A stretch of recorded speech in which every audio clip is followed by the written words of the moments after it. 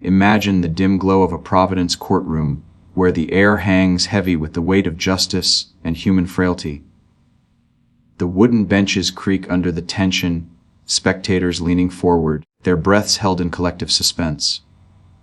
At the front, Judge Frank Caprio, the legendary figure known for his unyielding compassion, presides with his signature blend of wisdom and warmth. His eyes, battle-worn from years of seeing the best and worst in people, scan the room. But today something extraordinary is unfolding, a moment that will echo through hearts across America. Standing before him is Jonathan Roumie, the man who brings Jesus to life on screen in The Chosen. Invited as a special guest amid a contentious case, Roumie isn't here to act. He's here to speak from the soul. The defendant, a smug figure of entitlement, has just sneered at the court's leniency, mocking the very idea of mercy in a world he sees as dog eat dog. The room simmers with outrage, but Caprio, ever the steady hand, turns to Roumie for insight. Roumie steps forward, his voice steady yet resonant, like a sermon on the Mount transposed to this modern temple of law. "Your Honor," he begins, his gaze locking with Caprio's. "In my role, I portray a man who taught us that true strength lies not in punishment, but in understanding." He looked at the broken, the outcast, the sinner, and offered grace. "But you don't need a script or a camera to embody that. Day after day, in this very seat, you see the humanity in every face. You remind us that justice without compassion is just vengeance. You show us that faith isn't about perfection, it's about lifting others when they're down. You're living proof that one person's kindness can heal a fractured world." The words land like thunder in silence. Caprio's face shifts, first surprise, then a profound recognition. Slowly, deliberately, the judge rises from his bench, his chair scraping against the floor in the hush. The courtroom erupts in gasps, a wave of awe rippling through the crowd. Is this real? Has the unflappable judge been moved to stand in tribute? Tears glisten in eyes around the room, phones discreetly capturing the unreal instant. But this is just the beginning. What led to this electrifying exchange will shake you to your core. In the heart of Providence, Rhode Island, where the scales of justice tip not just toward law, but toward humanity, Judge Frank Caprio had built a legacy that transcended the courtroom. For decades, his bench in the municipal court became a beacon of empathy in a system often cold and unforgiving. Viral clips from his show, Caught in Providence, showcased him dismissing fines for struggling single mothers, offering second chances to immigrants chasing the American dream, and reminding defendants that dignity mattered more than dollars. Caprio, the son of Italian immigrants himself, embodied the promise of America, a place where hard work and heart could rewrite fates. But behind the warm smiles and wise rulings, Caprio waged his own silent war. Diagnosed with pancreatic cancer in late 2023, he fought through grueling treatments, his body weakening even as his spirit soared. By 2025, as the disease claimed more ground, Caprio's courtroom sessions grew rarer, each one a testament to his unyielding commitment to compassion. He often spoke of faith as his anchor, drawing from his Catholic roots to see the divine in every downtrodden soul before him. "Justice isn't blind," he'd say. "It sees the person, not just the crime." It was against this backdrop of personal heroism that a storm brewed in his courtroom, a high-profile case that would test the very ideals Caprio held sacred. The defendant, a wealthy tech entrepreneur named Victor Harlan, stood accused of reckless endangerment after a lavish party gone wrong, where his negligence led to injuries among underpaid staff, many of them immigrants scraping by in the shadows of his empire. Harlan didn't just plead not guilty, he mocked the proceedings with brazen arrogance. Flanked by high-powered lawyers, he sneered at the court's leniency toward those people, dismissing compassion as weakness in a cutthroat world. "America rewards winners, not whiners," he quipped during pretrial hearings, his words dripping with entitlement that echoed the bigotry of old-guard elitism.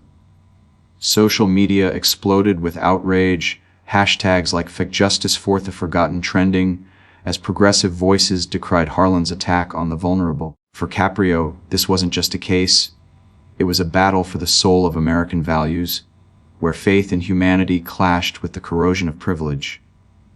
Sensing the moment's gravity, Caprio made an unprecedented move. Amid his own health struggles, he invited Jonathan Roumie, the actor whose portrayal of Jesus in The Chosen had inspired millions to rediscover faith and kindness.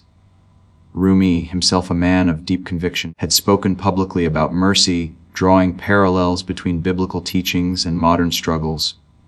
Caprio, moved by Roumie's messages during his cancer fight, believed the actor could offer a perspective on grace that Harlan desperately needed to hear. The invitation was framed as a special guest appearance to discuss restorative justice, but whispers in the courthouse hinted at something more profound, a chance to confront arrogance with unshakable truth. This convergence mattered deeply for America at a crossroads. In an era of division, where immigrants faced walls instead of welcomes and identity pride was weaponized against the marginalized, Caprio's Courtroom stood as a microcosm of hope. It reminded us that justice fused with faith could heal fractures, that humanity triumphed over hate. Roumie's presence amplified this, bridging entertainment and ethics, urging viewers to embrace their own stories of resilience. As the day dawned, tension crackled like electricity. Harlan lounged in his seat, oblivious to the shift. Caprio, frail but fierce, called the session to order. Roumie entered, his calm demeanor a stark contrast to the brewing storm. Little did anyone know, the words about to unfold would redefine everything. But what Roumie revealed next would shatter every expectation. Victor Harlan wasn't born into the courtroom spotlight. He clawed his way there through a life of unchecked privilege that twisted ambition into arrogance. As he sat in Judge Caprio's chamber, that fateful day in early 2025, his tailored suit and smug grin screamed entitlement, a stark contrast to the humble defendants who usually filled those benches. Harlan, the self-made tech mogul behind a string of apps that promised connection but delivered isolation, embodied the villainy of a system that rewarded the ruthless. His case? Reckless endangerment at a corporate gala where his negligence, overcrowding a venue for profit, left immigrant workers hospitalized, their dreams shattered by his indifference. But to Harlan, it was just business Darwinism, a phrase he tossed out in interviews like a badge of honor. Flash back to his origins in the affluent suburbs of Silicon Valley, where silver spoons were standard issue. Born in 1985 to venture capitalist parents, Victor grew up in a world where failure was for others. His father, a cutthroat investor, drilled into him that compassion was a crutch for the weak, faith a fairy tale for fools. God helps those who help themselves. By stepping on the competition, the old man would say over steak dinners at exclusive clubs. Young Victor absorbed it all, excelling in elite schools not through grit, but through connections. He bullied classmates who clung to their cultural identities, mocking the kid with the prayer mat as superstitious, and the girl in hijab as outdated. Faith-based compassion, to him, it was bigotry in reverse, a handout culture that eroded American exceptionalism. He preached meritocracy, yet his first startup was funded by Daddy's Rolodex, built on the backs of underpaid coders from overseas, whom he viewed as disposable tools. By his 20s, Harlan's contradictions piled up like his bank accounts. He donated to anti-immigrant think tanks while hiring undocumented laborers for his estates, justifying it as economic necessity. Publicly, he railed against woke policies that promoted empathy, tweeting that faith is for losers who can't code their way out. Yet, in private crises, like the time his marriage crumbled under his infidelity, he turned to a celebrity pastor for image rehab, quoting scripture selectively to paint himself as redeemed. It was all performance, a mask for his bigotry against anything that smelled of vulnerability. He despised Judge Caprio's courtroom ethos, calling it socialist theater in a podcast rant. Mercy. That's for churches, not courts. America was built on winners, not whiners begging for breaks. His words ignited online firestorms, progressive voices decrying him as the face of toxic privilege, while his fans, fellow elites, cheered the truth teller. As his empire grew, so did the disregard. Harlan's apps tracked users' every move, profiting from data while scoffing at privacy as paranoia. He fired employees for attending religious services during breaks, labeling it unproductive downtime. One whistleblower, a devout Christian immigrant, sued for discrimination. Harlan settled quietly, then smeared her online as ungrateful. His arrogance peaked at that ill-fated party in Providence, thrown to celebrate a merger that outsourced jobs. Ignoring safety codes to cram in more VIPs, he dismissed warnings from staff, many first-generation Americans, as overcautious nonsense. When the balcony collapsed, injuring dozens, Harlan's first call wasn't to medics but to lawyers, framing it as an unfortunate accident. In press releases, no apologies, just deflection. These things happen in pursuit of innovation. Back in the courtroom, Harlan's dismissive attitude shone through. He interrupted witnesses, rolled his eyes at Caprio's questions about humanity, and mocked Roumie's impending appearance as Hollywood hokum. Faith, base compassion. Spare me the sermon, Your Honor. This is a court, not a confessional. His contradictions laid bare, preaching self-reliance while relying on systemic advantages. He underestimated the room's pulse. Progressive onlookers seethed, seeing in him the antithesis of American ideals, a man who hoarded opportunity, bigoted against the faith that fueled so many immigrants' resilience. Yet, this setup for downfall was poetic. His hubris blinded him to the quiet power gathering. As Roumie prepared to enter, Harlan lounged, oblivious, his empire of ego on the brink. But across the aisle, a hero forged in genuine struggle waited to expose the cracks.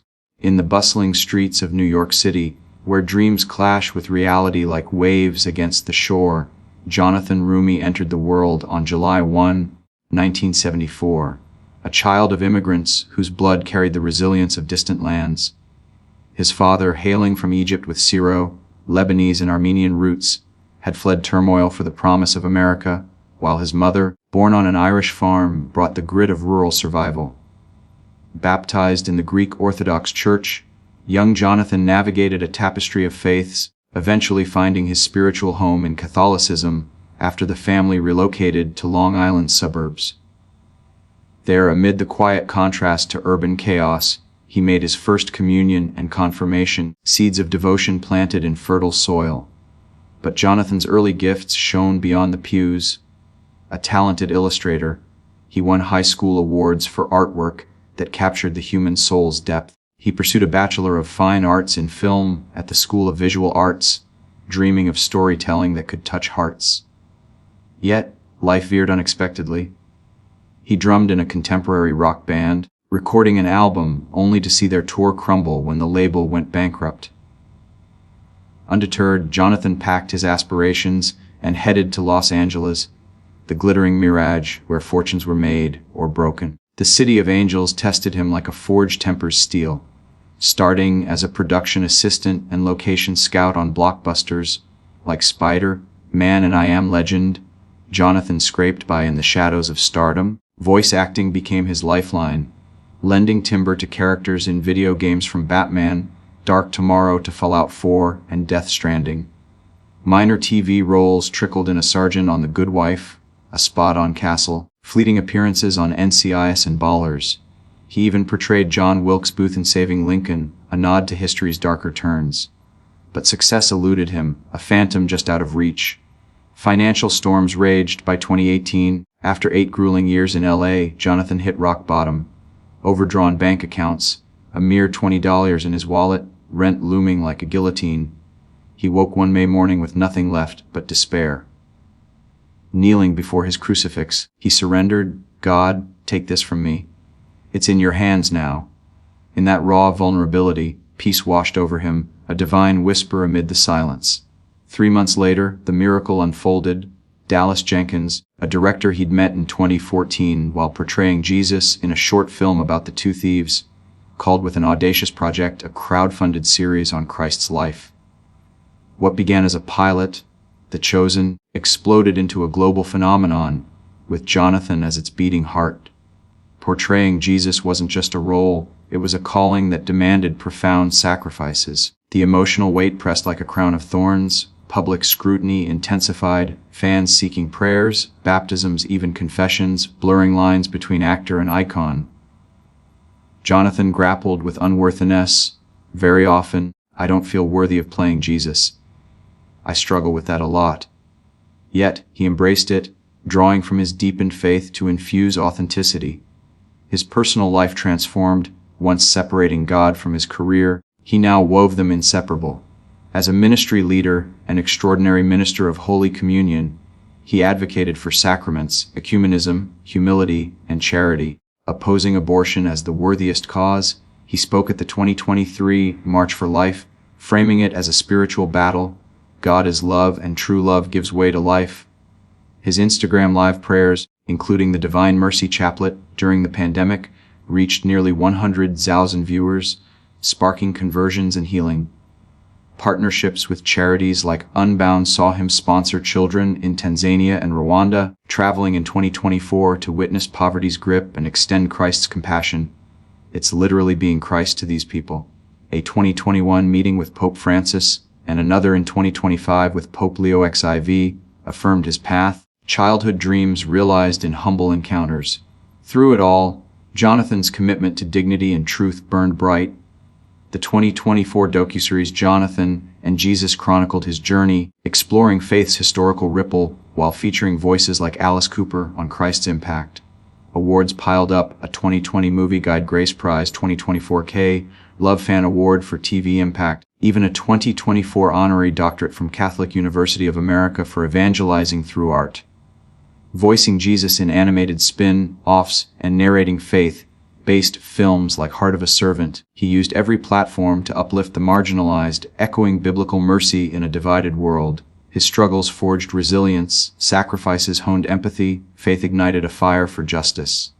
By 2025, as The Chosen filmed its sixth season amid 770 million views, Jonathan stood as a beacon for progressive souls, immigrants, believers, seekers, proving that vulnerability births strength and truth dismantles walls. This odyssey equipped him like armor for the unexpected, a courtroom where arrogance mocked mercy.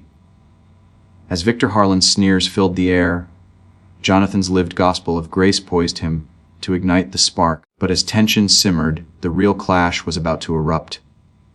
The courtroom pulsed with a restless energy, like a storm gathering over open water.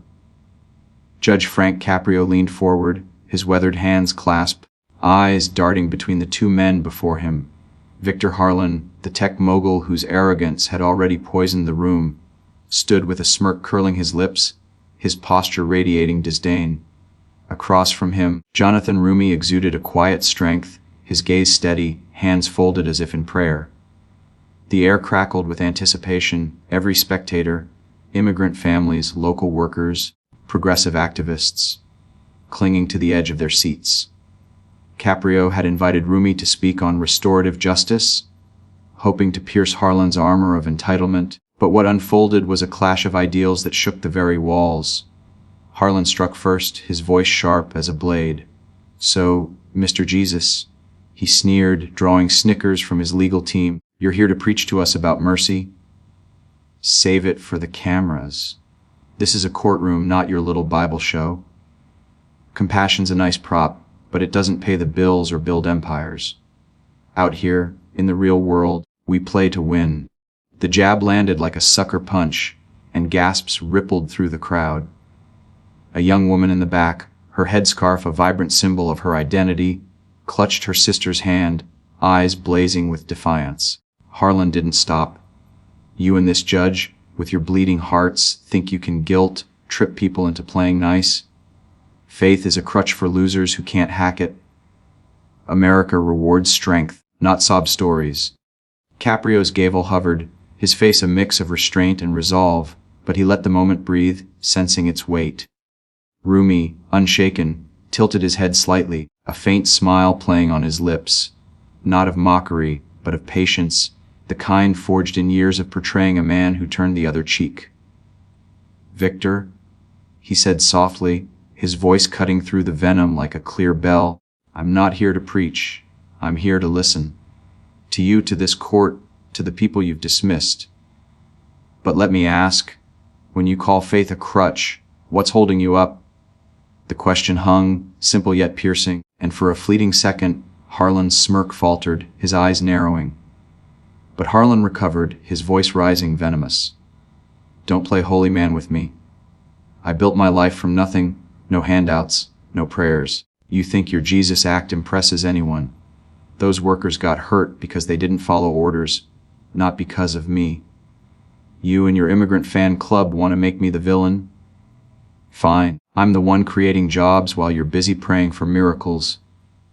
The crowd stirred, murmurs of outrage swelling.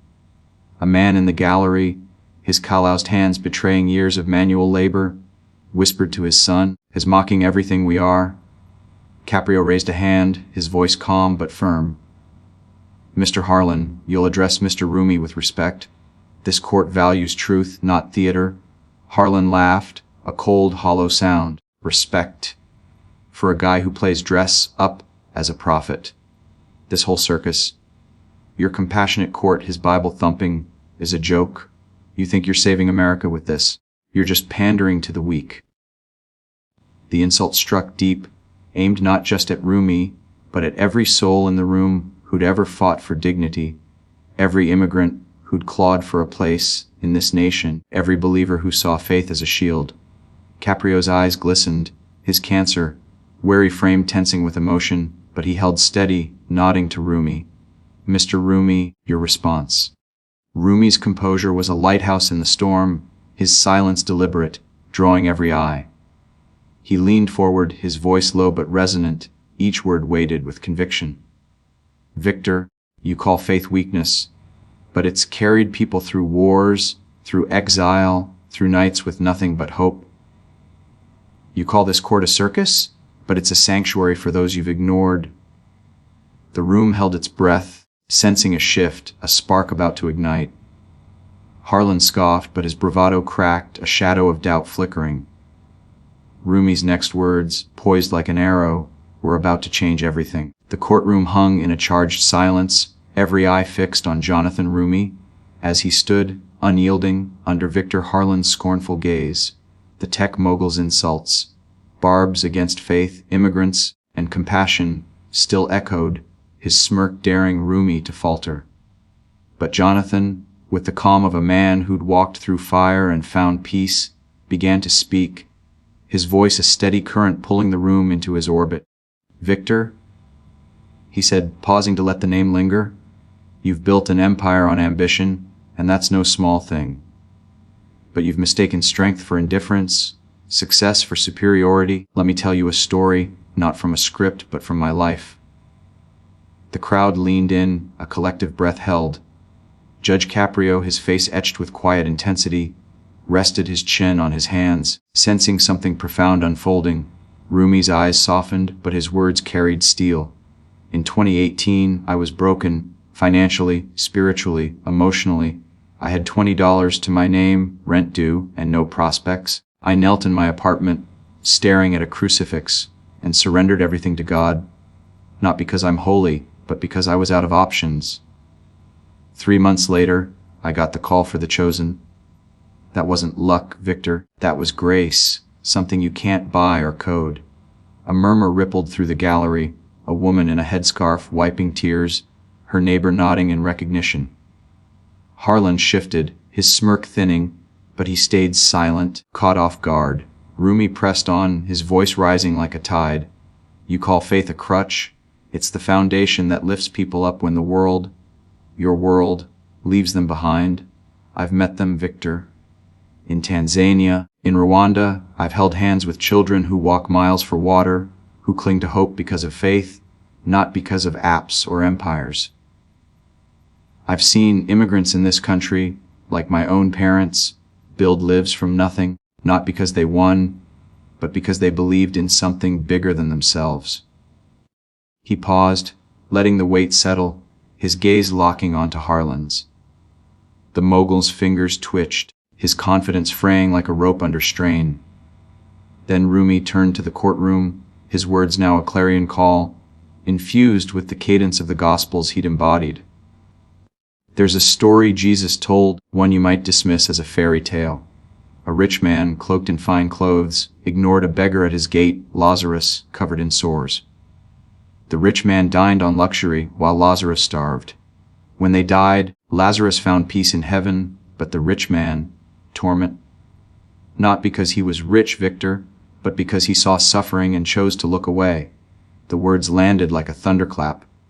A man in the back, his work boots scuffed from years of labor, whispered, "Amen." A young activist, phone in hand, typed furiously, the hashtag #5justicine faith already forming. Harlan tried to rally, his voice sharp but unsteady. "Nice parable, preacher, but I'm not here to play saint. Those workers chose to be there. I didn't force them." The room bristled, but Roumie didn't flinch. He stepped closer, his presence commanding, yet gentle. "You didn't force them, but you profited from their desperation. I've read the reports, Victor. Your company ignored safety codes to pack in more guests. You called it business. Those workers, many immigrants like the ones you mock, were injured because you valued profit over people. That's not strength. That's cowardice dressed in a suit." Gasps erupted, sharp and electric. Caprio's eyes widened, a flicker of pride crossing his face. Harlan's jaw tightened, his bravado cracking like glass. Roumie's voice softened, but its power grew, each word deliberate, slicing through the tension. "You see, Victor, compassion isn't weakness. It's the courage to see humanity in everyone, even you. I've played Jesus, yes, but I've learned from him love doesn't divide, it heals. This court, this judge, they remind us that justice without mercy is just vengeance. You could learn from that." He paused, turning to Caprio, his voice now a quiet fire. "Your Honor, you've shown us what it means to see the soul behind the crime. You've fought cancer with grace, ruled with heart, and given hope to people who've lost everything. You're the America I believe in. One where dignity triumphs over arrogance, where faith fuels compassion, not contempt." The room fell silent, time itself seeming to pause. Caprio's eyes glistened, his hands trembling slightly as he absorbed Roumie's words. Slowly, deliberately, he rose from his bench, the scrape of his chair a deafening echo in the stillness. The crowd gasped, a wave of awe sweeping through. Immigrants, workers, believers, all seeing their values reflected in that moment. A young man in the gallery, his cross necklace glinting, whispered to his mother, "He's standing for us." Harlan's face drained of color, his empire of ego crumbling under the weight of truth. Roumie stood firm, his calm unshaken, a beacon of hope in a fractured world. Caprio, still standing, nodded to Roumie, his voice thick with emotion. "Mr. Roumie, you've reminded us why we're here." The crowd erupted in applause, phones capturing the moment, ready to flood the internet with clips of this unreal exchange. Harlan sank into his seat, his defiance reduced to a shadow. But the ripples of this confrontation were just beginning to spread, a tidal wave of inspiration poised to reshape the nation's heart. The courtroom doors had barely closed behind Jonathan Roumie when the world outside exploded into a digital firestorm. Within minutes, shaky phone footage of Judge Caprio rising from his bench, eyes glistening, frame frail yet defiant, flooded social media. The clip, paired with Roumie's piercing words, became a lightning bolt, striking at the heart of a nation hungry for meaning. On X, the hashtag Caprio stands for faith surged to the top of trending lists, amassing millions of posts by nightfall. A young activist in Chicago tweeted, "This is America, where a judge and a Jesus actor remind us compassion to greed." Hi Caprio stands for faith. Her post, retweeted thousands of times, was joined by a flood of others, each amplifying the moment's raw power. Memes proliferated. One showed Caprio standing, captioned, "When truth hits so hard even the bench can't hold you." Another juxtaposed Roumie's calm resolve with Victor Harlan's crumbling smirk, labeled, "Faith Vess. Ego round 1 KO." The ripple effect was seismic, spreading far beyond Providence's courthouse. Progressive influencers, many from immigrant communities, seized the moment, framing it as a victory for the marginalized. A Latina blogger in Miami posted a viral thread. My abuelita came here with nothing but faith. Roumie just spoke for her, for us, for every dreamer Harlan tried to erase. Her words resonated with millions, sparking threads in Spanish, Arabic, and Tagalog, each celebrating the courtroom as a sanctuary for identity and dignity. On Instagram, a reel from a Muslim student in Dearborn captured the mood. Roumie said it. Compassion is courage. This is what justice looks like. The video, set to a soaring gospel track, racked up 2 million views in hours, comments overflowing with heart emojis and prayers. Celebrities, often cautious, couldn't stay silent. Mark Wahlberg, a devout Catholic, shared the clip on his story, writing, "This is why faith matters. Roumie and Caprio are the real deal." Patricia Heaton, Roumie's co-star in The Chosen, tweeted, "Jonathan didn't just speak for Jesus, he lived him in that courtroom. Proud to know him." Even secular voices joined in. A late-night host in LA posted a quip. Victor Harlan thought he was the main character. Spoiler, he's not. Caprio stands for faith. The mainstream media caught the wave, with CNN running a segment titled, "The Courtroom Sermon That Shook America." A commentator, her voice thick with emotion, noted, "This wasn't just a legal moment, it was a moral reckoning." Roumie and Caprio reminded us that justice without heart is hollow. Politicians, ever attuned to the public pulse, waded in. A progressive senator from California tweeted, "In a world of division, Caprio and Roumie show us unity through compassion. This is the America we fight for." A conservative governor, typically skeptical of woke narratives, surprised followers by praising the moment. Faith and fairness aren't partisan. Caprio's courtroom proves it. The bipartisan nods underscored the moment's universal pull, bridging divides in a polarized nation. Grassroots organizations, from immigrant rights groups to faith-based charities, organized watch parties, streaming the clip to spark discussions on justice and belief. A pastor in Atlanta, live on YouTube, called it modern parable, mercy triumphing over mammon. Victor Harlan's empire, meanwhile, began to crack under the spotlight. Ex-users unearthed his old posts mocking faith and immigrants, fueling a boycott of his apps.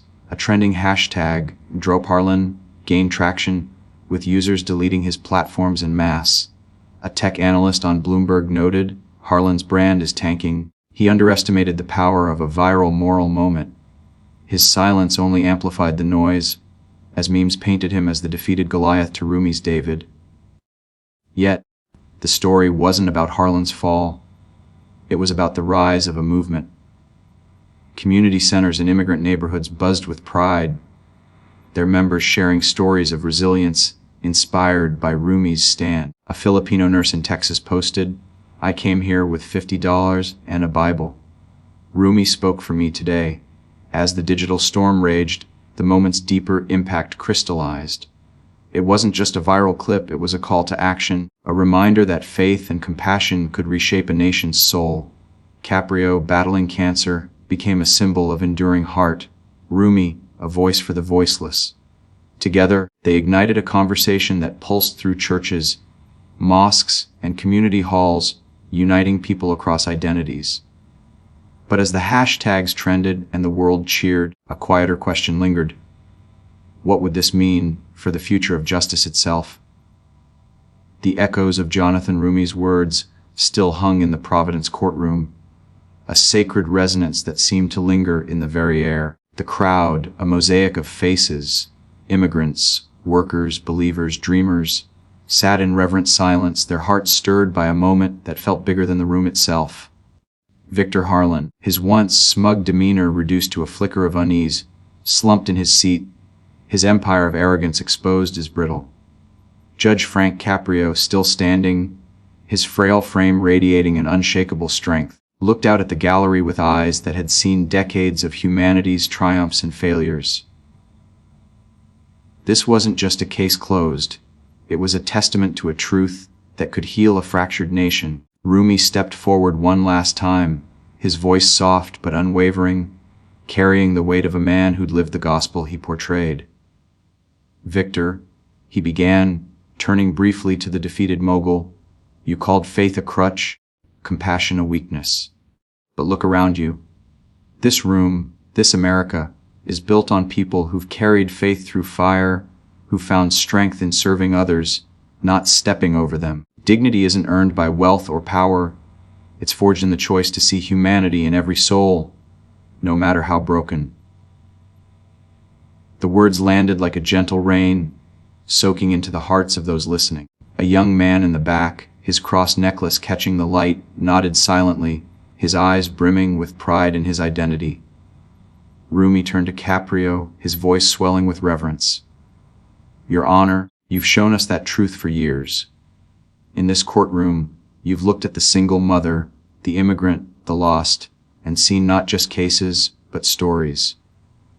You've fought cancer with grace, ruled with heart, and reminded us that justice isn't a gavel, it's a promise to lift each other up. Caprio's lips trembled, a tear tracing his weathered cheek, but his gaze held steady, reflecting a legacy that no illness could dim. The crowd stirred, a wave of murmurs, some in Spanish, others in Arabic, uniting in shared awe. This, Roumie continued, sweeping his hand toward the gallery, is the America worth fighting for. Not one of entitlement or hate, but one where faith fuels compassion, where service outshines arrogance. We're here because we believe in second chances, in each other, in something bigger. The room erupted in applause, not raucous but reverent, a chorus of affirmation from those who'd felt invisible until this moment. A woman in a hijab clutched her daughter's hand, whispering, "This is why we stay." A laborer, his hands rough from years of toil, stood, clapping with a fierceness that spoke of battles won through hope.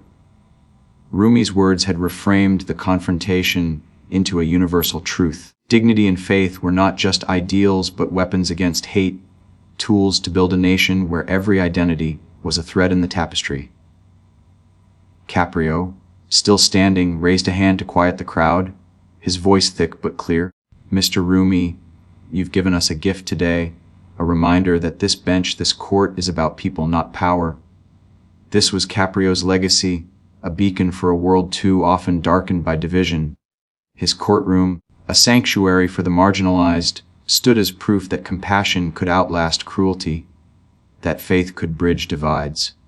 Roumie's stand had amplified that truth, his voice a clarion call for progressives, immigrants, and believers to claim their place with pride. The moment was a crescendo of inspiration, a rallying cry for an America where service trumped entitlement, where love silenced hate. As the applause faded, the crowd felt not just seen but empowered, their stories validated in a world that too often dismissed them. Caprio sat, his eyes lingering on Roumie, then the gallery, as if memorizing this moment.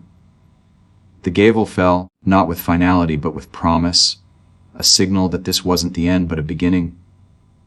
The world outside was already buzzing, the viral clips and hashtags spreading like wildfire, but the true impact lay in what came next. How this spark would ignite a movement, a nation ready to rise. When Jonathan Roumie spoke and Judge Caprio stood, the world witnessed an unreal moment. A clash of heart against hubris that shook the soul of a nation. Judge Caprio stood after what Jonathan Roumie said wasn't just a courtroom scene, it was a beacon, illuminating the truth that dignity and faith will always outshine arrogance and hate.